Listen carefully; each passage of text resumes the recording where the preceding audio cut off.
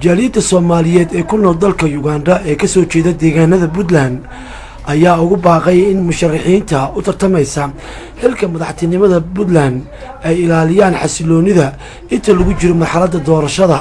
Ganacsato, ardayda jaamacadaha, waxgarad iyo aqoon-yahano kale oo ku nool dalka Uganda oo ka soo jeeda deegaanada Puntland ayaa ka qayb galay munaasabad casho sharaf ah oo uu sameeyay mudane Yaasiin Faarax Cartan oo ka mid ah mudanayaasha u tartamaya xilka madaxtinimada Puntland, waxaana ay ku gubaabiyeen baahida loo qabo isbedel ku yimaada hanaan nabadgelyo. dowladda Uganda madaxweynaheeda iyo dowladda Uganda hawsha ay ka wado dalka Soomaaliya iyo ciidanka ay geysay taas ay u kaliftay inaan ka dhigo East Africa meesha ugu horeyso aan imaan. nabadgelyada markii la fiiriyo xageeda dowlad goboleedka Puntland dowladda Puntland dagaalkii buuraha wax badan ayay ka qabatay.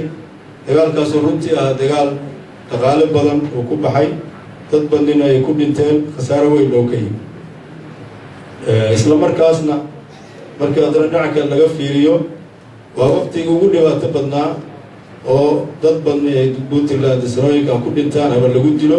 Cilmi Cismaan Faarax Boodhari, telefishinka qaranka, Kampala.